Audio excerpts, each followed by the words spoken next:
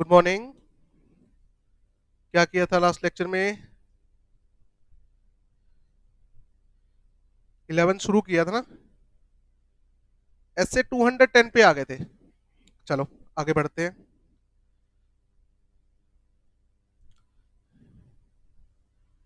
ऐसे 210 किस चीज का था? Terms of engagement and engagement letter. Auditor और क्लाइंट के बीच में रिलेशनशिप जो है वो मेंटेन रहे, फ्यूचर डिस्प्यूट ना हो, इसके लिए इंगेजमेंट लेटर होता है। ठीक है। इंगेजमेंट लेटर के कंटेंट्स क्या थे, ये पढ़ना था।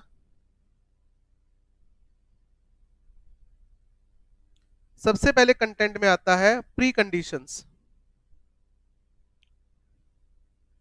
Pre conditions to the audit. मतलब प्री कंडीशन का मतलब क्या है? Primary condition. ये कंडीशंस तो मस्ट है, और अगर ये कंडीशन प्रेजेंट नहीं है तो फिर तो हम ऑडिट एक्सेप्ट कर ही नहीं सकते। प्री कंडीशन में सबसे पहले क्या आता है? Management responsibility. कि मैनेजमेंट की रिस्पॉन्सिबिलिटी क्या रहेगी। फिर ऑडिटर रिस्पॉन्सिबिलिटी,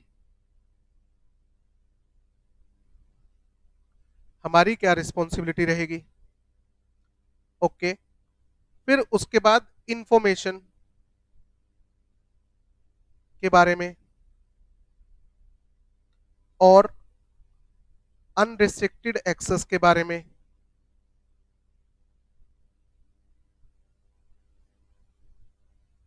और एक format of audit report.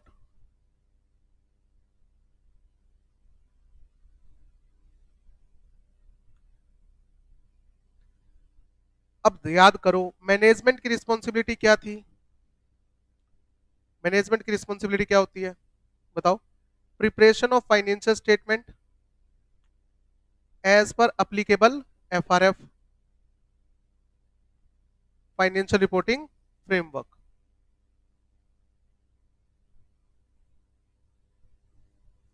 And internal control system. And internal control system, ये किसकी जिम्मेदारी है? ये मैनेजमेंट की जिम्मेदारी है। ऑडिटर की रिस्पॉन्सिबिलिटी क्या है? Express an opinion. Express an opinion over financial statement. हम फाइनेंशियल स्टेटमेंट पर ओपिनियन देने आए हैं। हम जो भी ऑडिट करेंगे वो एज पर एसेज करेंगे। ठीक है। एथिक्स हम फॉलो करेंगे, मतलब इंडिपेंडेंस वगैरह ये हम फॉलो करेंगे, ये हमारी रिस्पॉन्सिबिलिटी में आता है। ऑडिट के लिए जो भी इंफॉर्मेशन होगी ये मैनेजमेंट हमें प्रोवाइड करेगी। Management to provide all information relevant to the audit. और अगर ऑडिटर को लगता है कि आपने इंफॉर्मेशन हमें पूरी नहीं दे रखी तो मैं आपसे एडिशनल इंफॉर्मेशन भी मांग कर सकता हूं। Additional information can be demanded या रिक्वेस्टेड। कैन बी डिमांडेड या requested bye auditor.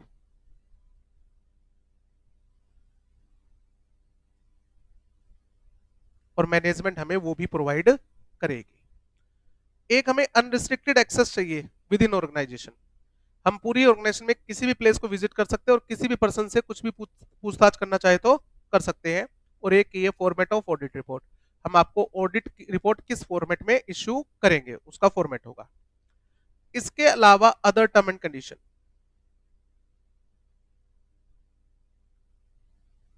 Other term and condition, बस ध्यान रखना जो ये अदर टर्म एंड कंडीशन है वो आपके स्कोप को बढ़ा सकती है, घटा नहीं सकती। क्लियर? ओके। ये इंगेजमेंट लेटर हमने किसको बनाकर भेज दिया?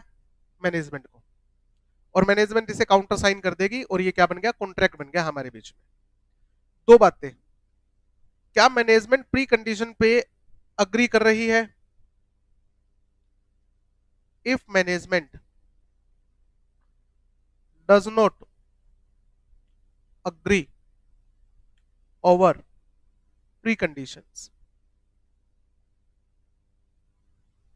तो फिर क्या करें? पहले तो मैनेजमेंट से डिस्कस करेंगे भैया ये प्री कंडीशन जरूरी है।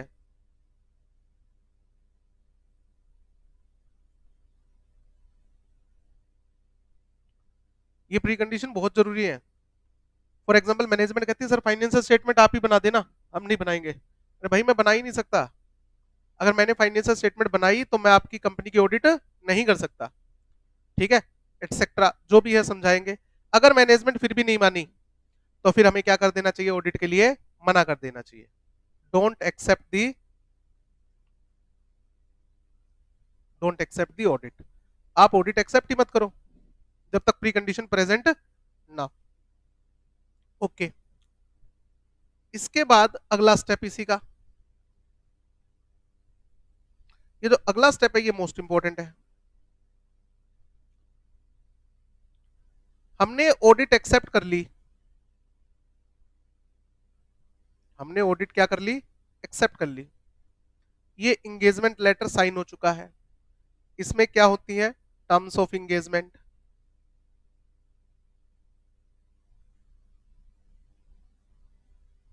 ये हो चुका है काम। अब मैनेजमेंट जो है वो इसमें चेंज चाहती है।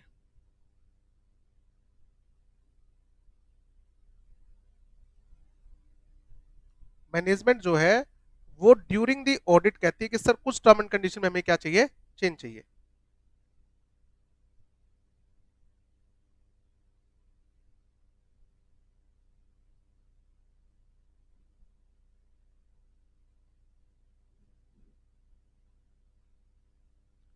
Before the expiry of tenure, auditor के टेन्योर से पहले मैनेजमेंट जो है वो उसमें चेंज चाहती है। तो क्या ऑडिटर मान जाए, बताओ। ऑडिटर कहता है एक मिनट भाई, ऐसे कैसे मान जाऊं, कुछ बातें मुझे चेक करनी पड़ेगी। ये ऑडिटर ऑडिटर कहता है सबसे पहले तो मुझे ये देखना पड़ेगा कि आप जो चेंज चाह रहे हो वो है क्या।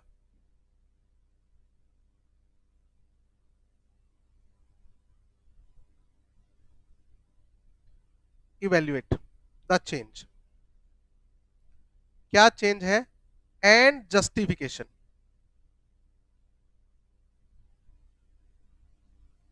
Over such change. क्या चेंज चाहते हो और क्यों, दो बातें।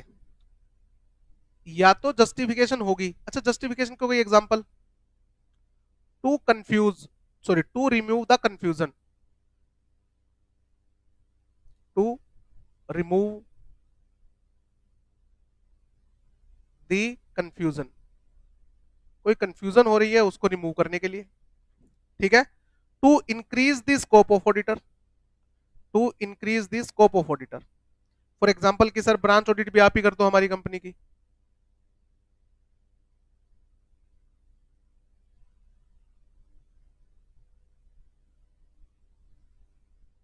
एटसेट्रा। दो बातें, क्या ये जस्टिफिकेशन प्रेजेंट है, क्या ऑडिटर को लगता है कि जस्टिफिकेशन है, जस्टिफाइड है, हाँ तो ओके है। अगर आपको लगता है मैनेजमेंट जो चेंज चाहती है वो जस्टिफाइड है, कोई दिक्कत नहीं है,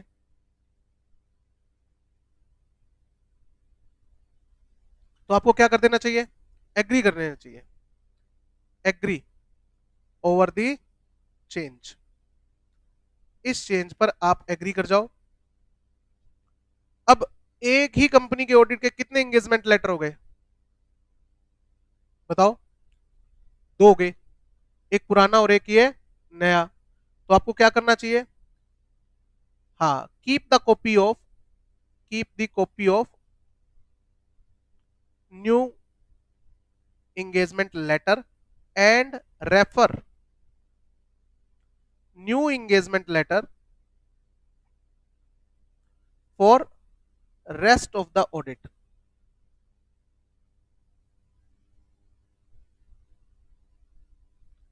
इसका मतलब क्या हुआ, पुराने एंगेजमेंट लेटर को अब आपको आगे रेफर नहीं करना है, that is do not refer old engagement letter in further audit. अच्छा चलो सर, 5 साल के लिए मेरी ऑडिट ऑडिट थी, हाँ, 1 साल बाद इंगेजमेंट लेटर में चेंज कर दिया, तो क्या मुझे पिछली ऑडिट को भी दोबारा करना पड़ेगा? नहीं, हमेशा ये चेंज क्या होगा, विद प्रोस्पेक्टिव इफेक्ट होगा, रेट्रोस्पेक्टिव इफेक्ट के साथ नहीं होगा।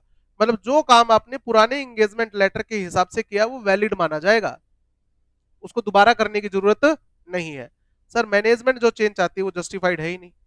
अब इसका एग्जाम में क्वेश्चन क्या आया कि मैनेजमेंट ने कहा, ऑडिटर को कहा कि भैया ऐसा है कि हम थोड़ा फाइनेंशियल डिफिकल्टी में है, पैसे वगैरह हमारे पास कम है, तो हम आपकी फीस जितनी डिसाइड हुई थी 5 लाख, हम 5 लाख नहीं दे पाएंगे, हम 4 लाख दे पाएंगे, ठीक है। और एक काम करना, बदले में आप हमारे स्टॉक मत चेक करना, ताकि आपका काम भी थोड़ा कम कर दें। Comment on the change. तो सबसे पहली बात तो ऑडिटर चाहे तो रिड्यूस फीस एक्सेप्ट कर सकता है कि कोई बात नहीं, अगर आप डिफिकल्टी में हो 5 की बजाय 4 दे दो, कोई दिक्कत नहीं है। बट क्या स्टॉक चेक नहीं करूंगा, इस चेंज को एक्सेप्ट करना चाहिए? नहीं, ये आपके स्कोप में आता है। ये जो चेंज मांग रहे हैं ये जस्टिफाइड नहीं है, स्टॉक नहीं चेक करना। तो जस्टिफाइड चेंज ना हो तो फिर क्या करना चाहिए? जस्टिफाइड चेंज का मतलब है कि मेरी क्वालिटी ऑफ ऑडिट क्या हो रही है, हाँ, क्वालिटी ऑफ ऑडिट जो है वो मेरी कम हो जाएगी जी, अगर मैंने इस चेंज को एक्सेप्ट कर लिया तो ये बात मुझे किसको समझानी है? मैनेजमेंट को। Discuss with management.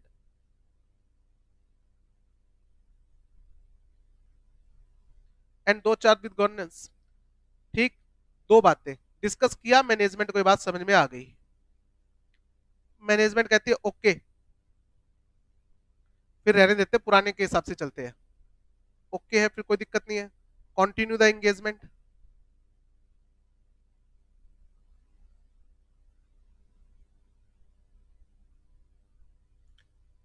अगर मैनेजमेंट नहीं मानती है तो अब क्या करना है? अब देखो, सबसे पहले तो जो मैटर है वो क्या है? मैटर, दो बातें, क्या ये परवेसिव इन नेचर है? परवेसिव है, हाँ, तो बेटा डिस्क्लेमर देना पड़ेगा। डिस्क्लेमर क्यों देना पड़ेगा? एडवर्स क्यों नहीं लिखा? क्योंकि मैनेजमेंट मेरे स्कोप पर अगर लिमिटेशन लगा रही है तो उससे मुझे ऑडिट एविडेंस नहीं मिलेंगे, और एविडेंस नहीं मिलेंगे और मैटर परवेसिव है तो डिस्क्लेमर जाता है, डिस्क्लेमर ऑफ ओपिनियन ये जाएगा, सही बात है। दूसरी बात, कंसीडर विड्रॉल, ये पॉइंट मैंने बताया था आपको कि डिस्क्लेमर जो है ना वो रेयर सिचुएशन में दिया जाता है। पहली कोशिश ऑडिटर की रहती है कि अगर मेरे सामने ऐसी सिचुएशन आ गई कि मुझे डिस्क्लेमर देना पड़ेगा तो बेटर ये है कि मैं रिजाइन ही कर दूं। बट अगर लो परमिट नहीं करता है तो फिर हमें क्या देना पड़ेगा? डिस्क्लेमर देना पड़ेगा, if permitted by law.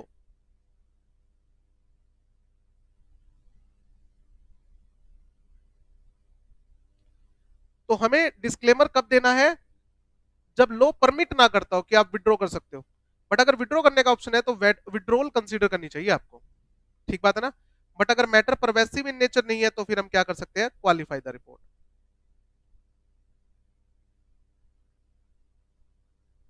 Qualify the report.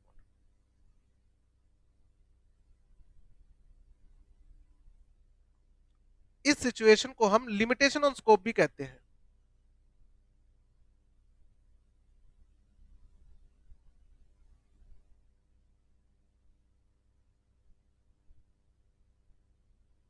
कि आप मेरे स्कोप को लिमिट कर रहे हो जिसकी वजह से ऑडिट की क्वालिटी क्या हो जाएगी? डिक्रीज हो जाएगी, जो तो मैं इस चेंज के लिए एग्री नहीं कर सकता।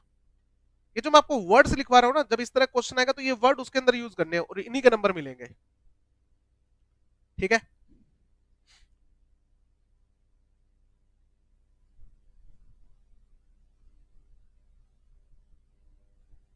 चलो आगे बेटा। अब इसी के अंदर एक टॉपिक और, last, fresh engagement letter in case of recurring audit।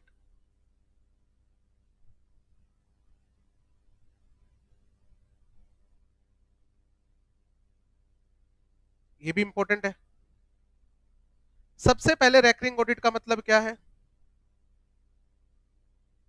Company के अंदर मुझे 5 साल के लिए अपॉइंट किया जाता है, तो पहले साल ऑडिट मैंने की, अगले साल भी मुझसे ही रेटिफाई करवाया गया है, मतलब मेरे को ही बुलाया गया है, तो इसे बोलते हैं रैकरिंग ऑडिट। ठीक है, तो क्या मुझे हर साल रेटिफिकेशन के टाइम पे फ्रेश एंगेजमेंट लेटर लेना पड़ता है? ना, नॉट रिक्वायर्ड।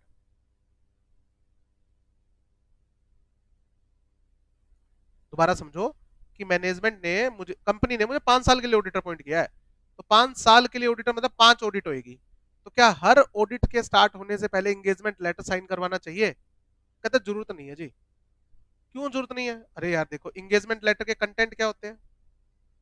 ये प्री कंडीशन। अगले साल क्या मैनेजमेंट की रिस्पॉन्सिबिलिटी चेंज हो जाएगी? अगले साल क्या आपकी रिस्पॉन्सिबिलिटी चेंज हो जाएगी? अगले साल क्या ये प्री कंडीशन चेंज हो जाएगी, फॉर्मेट चेंज हो जाएगा? नहीं ना। तो जब सब कुछ सेम रहना है, आप भी सेम हो, मैनेजमेंट भी सेम है, कंटेंट भी सेम है, तो फिर नया एंगेजमेंट लेटर किस लिए? जरूरत नहीं है। हालांकि इसकी क्या है, एक्सेप्शंस है।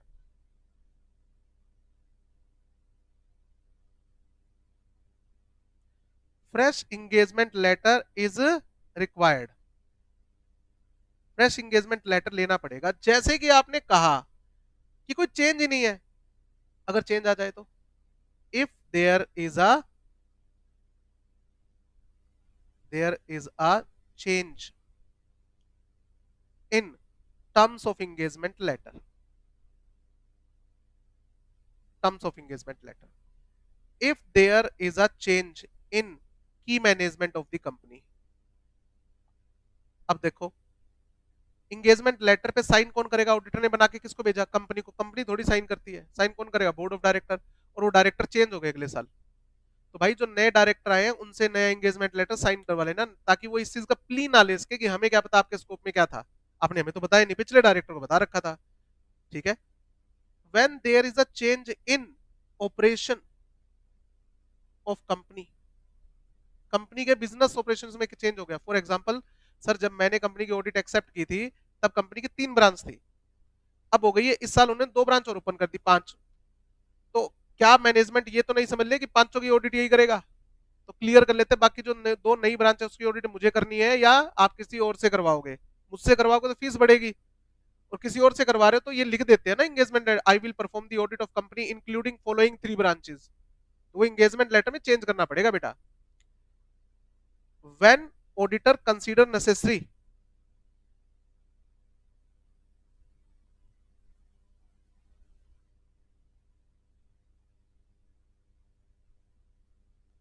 To remind the conditions, to remind the terms to management, मुझे लगता है मैनेजमेंट को टर्म एंड कंडीशन याद दिला देनी चाहिए। ठीक है, फॉर एग्जांपल 1 साल बाद हम एक बार दोबारा से क्लियर कर देते हैं। ठीक है, एटसेट्रा। ये कुछ स्पेशल सर्कमस्टांसेस है जिसमें फ्रेश एंगेजमेंट लेटर लेना पड़ता है। ये ऐसे 210 भी अपना कंप्लीट हो गया, करना चाहिए। ठीक है ना। आओ, अब आता है SA 220। पहले क्वालिटी कंट्रोल की बात करते हैं, quality control, quality control. Quality control पे 2 चीजें हैं, एक तो है SQC 1 और एक है SA 220। थोड़ा सा हमने डिस्कस कर लिया था चैप्टर 1 में। SQC 1 किसकी जगह अप्लाई होगा? फर्म के ऊपर, कि आपकी फर्म कोई भी प्रोफेशनल सर्विस दे, चाहे वो ऑडिट हो, रिव्यू हो, कोई भी प्रोफेशनल सर्विस हो। और SA 220 किस पे लगेगा? Audit of historical financial statement. ठीक है, एक बार इससे शुरू करते हैं, इस वाले से शुरू करते हैं। Auditor shall maintain the quality of professional service while performing while performing the audit of financial statements।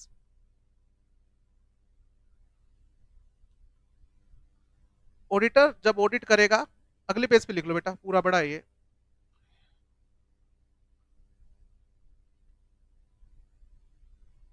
Auditor जब ऑडिट करता है फाइनेंशियल स्टेटमेंट की, तो उसे क्वालिटी मेंटेन करनी चाहिए। अगर क्वालिटी मेंटेन नहीं करेगा, ठीक है, तो आपकी ओपिनियन गलत होने के चांसेस क्या होंगे, ज्यादा होंगे। इफ क्वालिटी कम है, अगर क्वालिटी कम है, देन ऑडिट रिस्क क्या था, मेरी ओपिनियन क्या हो सकती है, गलत हो सकती है। और स्पेसिफिकली कौन सा रिस्क, ऑडिट रिस्क में तो 3 रिस्क थे, इनहेरेंट, कंट्रोल और डिटेक्शन। किसकी बात कर रहा है, डिटेक्शन रिस्क। अरे तुम अपना काम ढंग से नहीं करोगे तो डिटेक्शन रिस्क क्या हो जाएगा, इंक्रीज हो जाएगा। ठीक है, आपके ऊपर चार्ज ऑफ नेग्लिजेंस लगेगा जी। कल को फाइनेंशियल स्टेटमेंट में कोई अनडिटेक्टेड मिस स्टेटमेंट मिल गई ना, तो आप लाइबल हो जाओगे, क्योंकि आपने ऑडिट परफॉर्म करते क्वालिटी नहीं दिखाई। समझ में आ गई बात। अब ये कहता है कि एलिमेंट्स बताओ, एलिमेंट्स, हाँ ये आए, एलिमेंट्स ऑफ क्वालिटी कंट्रोल।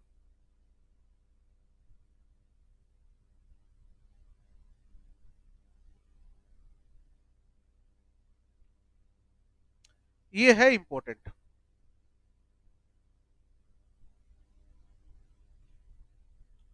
ये है मोस्ट इंपॉर्टेंट।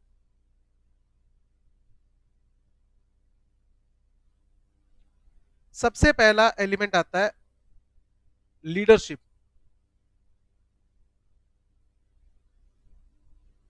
सबसे पहला एलिमेंट आता है लीडरशिप।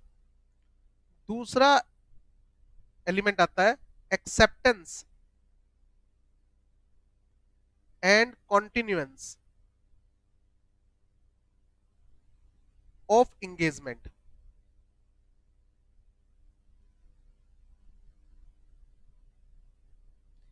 तीसरा आता है इंगेजमेंट टीम।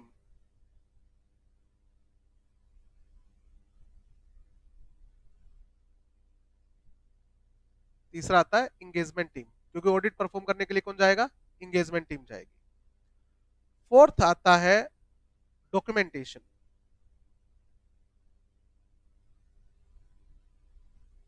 फिफ्थ आता है एथिक्स एंड इंडिपेंडेंस।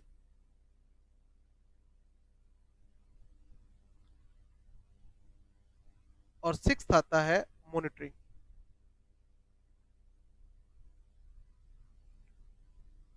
ये ना इकट्ठे ले लो दोनों पॉइंट, ये दोनों पॉइंट इकट्ठे लेते हैं, डॉक्यूमेंटेशन एंड एथिक्स, मॉनिटरिंग, और लास्ट जो आएगा वो आएगा आपका असाइनमेंट ऑफ वर्क।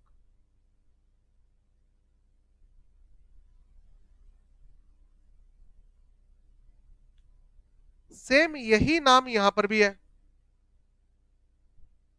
एसक्यूसी में, बट एसक्यूसी कब अप्लाई होता है बताओ, प्रोफेशनल अकाउंटेंट। प्रोफेशनल अकाउंटेंट मतलब किसकी बात कर रहा है, chartered accountant.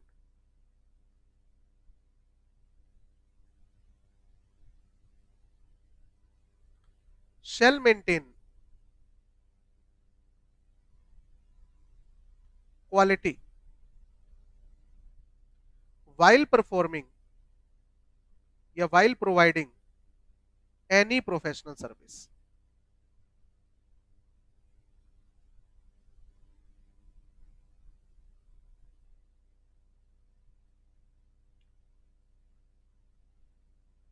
firm shall establish,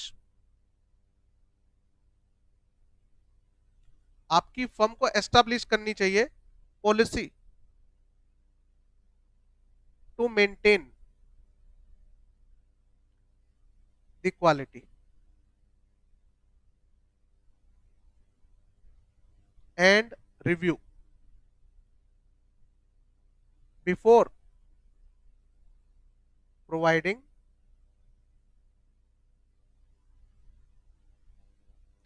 any report और कंक्लूजन। तो फर्म को एक पॉलिसी एस्टैब्लिश करनी चाहिए, ताकि कोई भी रिपोर्ट इश्यू करने से पहले, कोई भी सर्टिफिकेट इश्यू करने से पहले हम एक बार चेक कर ले कि जो रिपोर्ट हम इश्यू कर रहे हैं या सर्टिफिकेट जो हम इश्यू कर रहे हैं वो उसमें क्वालिटी है या नहीं है। एलिमेंट सेम पॉइंट, क्या क्या चीजें चेक करनी है, elements of quality control, word to word same, एक जगह छोड़ के बस। पहला एलिमेंट सेम है, leadership. Leadership, acceptance and continuance of engagement.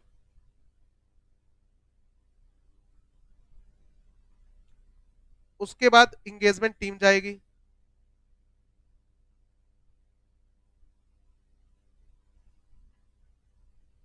इसके बाद इंगेजमेंट टीम जाएगी। प्रॉपर डॉक्यूमेंटेशन होनी चाहिए हर काम की, आपके पास प्रूफ होने चाहिए, और खासकर इस चीज के प्रूफ कि आपने ऑडिट जो है वो एथिकली परफॉर्म की थी, इंडिपेंडेंटली की थी। नजर रखनी है, नजर रखनी है कि काम ढंग से हो रहा है या नहीं हो रहा है। एंड लास्ट, ये डॉक्यूमेंटेशन और एंगेजमेंट एक साथ रखना है। और लास्ट, असाइनमेंट ऑफ वर्क की जगह क्या आ गया, एचआर। ये फर्क आ गया बस। अगर एसक्यूसी 1 के एलिमेंट पूछे तो एचआर आ जाएगा, और अगर ऑडिट के बारे में पूछे तो असाइनमेंट ऑफ वर्क आ जाएगा। अब इन दोनों में फर्क क्या है वो डिटेल में देखते हैं अभी। अब इसको समझते हैं क्या कहना चाहता है इन 6 एलिमेंट में। ऑडिट परफॉर्म करने के लिए कभी सीए खुद जाएगा क्या? नहीं सर, वो टीम बनाता है, वो टीम जाती है। ठीक बात है। इस सिचुएशन को समझने के लिए मैं आपके सामने एक एग्जांपल बता रहा हूं कि एक क्लाइंट आता है आपके पास में और ऑडिट परफॉर्म करने के लिए बोलता है, ऑडिट ऑफर करता है। मैं ऑडिट का ही एग्जांपल लेके चलूंगा क्योंकि फिर उसके बाद एसक्यूसी समझाना आसान हो जाएगा। ये कंपनी है और ये आपको क्या करती है, ऑडिट के लिए अप्रोच करती है, ऑफर्स एन ऑडिट। कल ही हमने पढ़ा था कि जैसे ही ऑडिट ऑफर हुई तो क्या मुझे इमीडिएटली यस कर देना चाहिए? बोलो ना। क्या देखना चाहिए? ये एक सीए है इन प्रैक्टिस। ये सबसे पहले ये इंश्योर करेगा, इंश्योर कि क्या उसके पास प्रॉपर नॉलेज है इस क्लाइंट को सर्विस देने के लिए, क्या इसके पास प्रॉपर स्टाफ है यहां भेजने के लिए, और क्या मैं इस कंपनी की ऑडिट इंडिपेंडेंटली कर पाऊंगा या नहीं कर पाऊंगा। Ensure competent, competency, ensure competency कि क्या मैं इस कंपनी की ऑडिट करने के लिए मेरे को जो रिक्वायर्ड नॉलेज है वो है या नहीं है। Ensure competency and ethical requirement. Example, threat to independence है या नहीं है।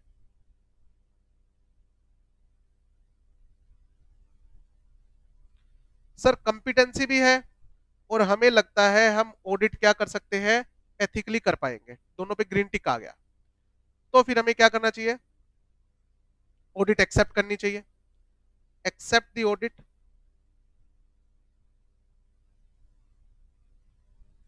And sign engagement letter to clear the terms and conditions। ठीक बात है, ये हो गया। तो ये पहला एलिमेंट था। दूसरा एलिमेंट देखो, लीडरशिप से पहले दूसरा एलिमेंट क्या लिख रखा है भाई, कोई भी ऑडिट एक्सेप्ट करने से पहले ये देखो कि क्या तुम्हारे पास क्वालिटी है। क्या अगर तुम्हें लगता है तुम्हारे पास रिक्वायर्ड नॉलेज ही नहीं है तो do not accept the audit. अगर तुम्हें लगता है एथिकल इश्यूज है, do not accept the audit. ठीक बात है, ये सेकंड एलिमेंट था। अब ये सीए का नाम क्या हो जाएगा, अब इसे हम बोलेंगे इंगेजमेंट पार्टनर। इससे पहले नहीं बोल रहे थे, अब क्यों बोल रहे हैं, क्योंकि मैंने आपकी ऑडिट के लिए क्या कह दी है, हाँ कह दी है। तो अब मुझे क्या कहा जाएगा, इंगेजमेंट पार्टनर, मुझे जोड़ लिया गया है। कई बच्चे इंगेजमेंट पार्टनर का मतलब ये समझते हैं कि इंगेजमेंट पार्टनर का मतलब ये है कि भाई साहब ये पार्टनरशिप फर्म है, और उसमें एक पार्टनर को ऑडिट ऑफर नहीं बेटा, पार्टनर का मतलब पार्टनरशिप होने वाला पार्टनर नहीं है, पार्टनर का मतलब साथी। अब इस कंपनी की ऑडिट करने में ये सीए, ये प्रोफेशनल बंदा हमारा क्या देगा, साथ देगा, इसलिए इसे एंगेजमेंट पार्टनर बोल रहे हैं। फाइनेंशियल स्टेटमेंट मैनेजमेंट कहती है मैं बना के दूंगा और आप चेक करके देना जी, और आपको कोई इंफॉर्मेशन चाहिए तो बता देना मेरे को, मैं दे दूंगा, इसलिए इसको एंगेजमेंट पार्टनर बोलते हैं। अब एंगेजमेंट पार्टनर क्या करेगा, अब ये टीम को बुलाएगा, ठीक है। इस टीम में नॉर्मली कौन होता है, एक सीनियर होता है, एक सीनियर होता है, सीनियर आर्टिकल हो सकता है ये, या ये कोई सीए हो सकता है, पार्टनर नहीं है, सीए जो जॉब कर रहा है, इंप्लॉई, सीए फर्म में सीए रखते हैं ना, हाँ तो ये सीए इंप्लॉई है, ठीक है। ओके, इसको बुलाया और इसके साथ में 2-3 आर्टिकल दे दिए कि जा भैया ऑडिट करके आनी है, तो कहते ठीक है कर देंगे सर, क्या दिक्कत है।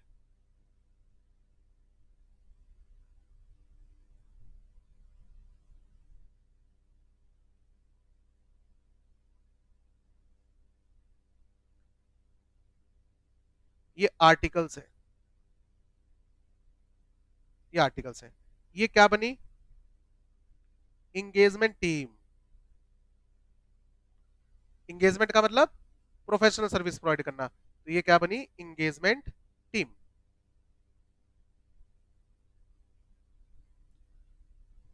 ठीक है। ये जो बंदा है ना, इसे हम क्या बोलेंगे, लीडर। पहला पॉइंट आया था लीडरशिप, कि भाई तू लीड करेगा, इन आर्टिकल्स को लीड करना ये तेरा काम है, ये प्रॉपरली काम कर रहे हैं नहीं कर रहे हैं इनकी मॉनिटरिंग करना ये तेरा काम है, इनको कोई इश्यू आ रहा है तो उस इश्यू को रिजोल्व करना तेरा काम है, और अगर तेरे को लगता है ये इश्यू तेरे से रिजोल्व नहीं हो रहा है तो तू मुझे कम्युनिकेट कर दियो, मैं रिजोल्व कर दूंगा, ठीक है। मॉनिटरिंग करना है, इश्यूज ड्यूरिंग दी ऑडिट, इसे क्या करना है, रिजोल्व करना है, ये तेरा काम है, तू सीनियर है, रिजोल्व करना है। अच्छा अच्छा ये ठीक है, मैं तुझे क्या बना कर दूंगा, ऑडिट प्लान एंड प्रोग्राम, मैं तुझे ऑडिट प्लान और प्रोग्राम बनाकर दूंगा, और तुझे इस प्लान को क्या करना है, एग्जीक्यूट करना है, ठीक है। प्रॉपर डॉक्यूमेंटेशन होनी चाहिए, प्रॉपर डॉक्यूमेंटेशन होनी चाहिए, डॉक्यूमेंटेशन का मतलब रिकॉर्ड कि तुमने ऑडिट की है और एज पर एसए की है, ठीक है, सारे एविडेंस वगैरह की कॉपी आपके पास में होनी चाहिए, प्रॉपर डॉक्यूमेंटेशन ऑफ वर्क होनी चाहिए, ठीक बात है। ये इंश्योर करना चाहिए कि सिर्फ आपका इंडिपेंडेंस होना जरूरी नहीं है, सिर्फ आपका इंडिपेंडेंट होना जरूरी नहीं है, ये ध्यान रखना है जो इंगेजमेंट टीम के मेंबर जा रहे हैं उनका भी इंडिपेंडेंट होना जरूरी है। मैं आपको बताता हूं, जैसे हमारी जिस फर्म में हम आर्टिकलशिप करते थे, वहां पर हमें क्लियरली एक चीज कन्वे की जाती थी कि जब भी हम इंगेजमेंट टीम बनाएंगे, नॉर्मली लिस्टेड कंपनी होती थी, क्लाइंट उनके बड़ी कंपनियों में, बड़ी फर्म में लिस्टेड कंपनी जाती है ज्यादातर, तो वो ये कहते थे जो भी इंगेजमेंट टीम जा रही है, ये ध्यान रखना आपके पास उस कंपनी के शेयर्स नहीं होने चाहिए, सीए के पास नहीं, सीए तो डिस्क्वालीफाइड ही हो जाएगा, आर्टिकल्स के पास भी नहीं होने चाहिए, क्योंकि अगर तुम्हारे पास उस कंपनी के शेयर्स हैं तो ऑब्वियस सी बात है तुम उस कंपनी की गड़बड़ को डिस्क्लोज नहीं करोगे, तुम ऑडिट ढंग से नहीं करोगे। अब जैसे इसमें मैं एक एग्जांपल देता हूं कि हमारा एक कलीग था, मतलब हम साथ में आर्टिकल थे, अभिनव विजयवर्गीय, तो एमपी के अंदर ना खेतान केमिकल्स नाम से एक लिस्टेड कंपनी है, बहुत बड़ी कंपनी है, तो उस कंपनी के जो एमडी थे उनका लड़का है वो, तो उन्होंने ही एक एसएस कोठारी के अंदर रेफरेंस लगाई थी कि मेरा बेटा जो है वो सीए कर रहा है तो उसको रखो आप, उनको काम सिखाओ, तो लड़का आ गया। तो जब एक दिन टीम बन रही थी कि खेतान केमिकल पे कौन जाएगा, तो अभिनव ने सर को कहा कि सर बहुत बढ़िया होगा, खेतान केमिकल तो मैं ही चला जाऊंगा, मैं वहां पर 1 महीने का काम है, ऑडिट है 1 महीने की, 1 महीना मैं घर भी रह लूंगा काम भी कर लूंगा। तो हमारे सर ने क्लियरली मना कर दिया कि नहीं बेटा तू नहीं जाएगा, क्यों नहीं जाएगा, फैमिलियरिटी थ्रेट, कंपनी का डायरेक्टर तेरा पापा है तो तू काम ढंग से नहीं करेगा, कहता नहीं मैं काम ढंग से करूंगा, बेटा ये तू बात तू मेरे को समझा रहा है, मेरे को समझ में आएगा, तू काम ढंग से करेगा, वहां पर कोई इश्यू भी नहीं है, कल को कोई गड़बड़ निकल आई तो नाम तो मेरा आ जाएगा, कि तुमने ऐसी टीम क्यों भेजी, ठीक है ना। तो देखो कौन कौन से एलिमेंट हो गए, लीडरशिप एलिमेंट हो गया, discuss, acceptance and continuance, engagement team properly select करनी भेजनी है। अच्छा ध्यान रखना, सीनियर को ही क्यों दिया लीडरशिप का रोल, जूनियर नहीं करेगा जी। प्रॉपर असाइनमेंट ऑफ वर्क करना है, जो कॉम्प्लेक्स काम होता है वो किसको देना चाहिए, सीनियर्स को, प्रॉपर असाइनमेंट ऑफ वर्क।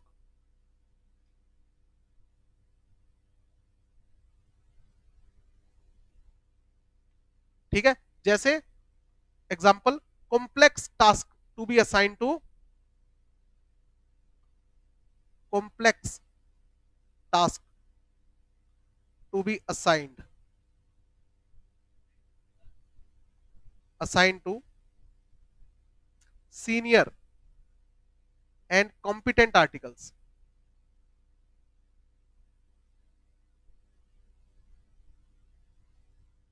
ठीक है, और अगर कोई ऐसा काम है जो तुम्हारे डोमेन से ही बाहर है, तो उसके लिए where to use the work of an expert.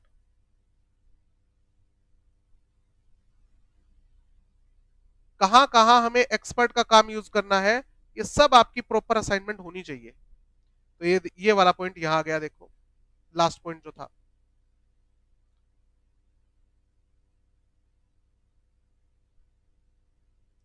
Clear,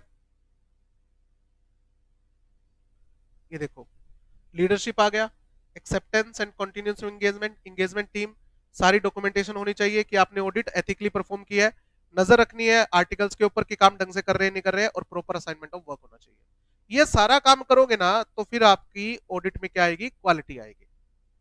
ठीक है, इंगेजमेंट टीम ने क्या परफॉर्म की, ऑडिट परफॉर्म की, तो भैया फाइनल ऑडिट रिपोर्ट इश्यू करने से पहले, फाइनल ऑडिट रिपोर्ट इश्यू करने से पहले बाय इंगेजमेंट पार्टनर, ये कौन साइन करेगा, इंगेजमेंट पार्टनर साइन करेगा ना। हाँ, रिव्यू कर लेना बेटा, काम को क्या कर लेना, रिव्यू कर लेना कि जो प्लान मैंने दिया था वो प्लान एग्जीक्यूट पूरी तरीके से हो गया है या नहीं हो गया, कोई एरिया रह तो नहीं गया, कोई इश्यू अनरिजोल्व तो नहीं रह गया। क्लियर है, ये भी अपना ऐसे कंप्लीट। ठीक है, आगे आओ, ये चैप्टर खत्म अपना, मतलब नोट्स में। अब इसको बुक में से पढ़ना है, कल पढ़ेंगे।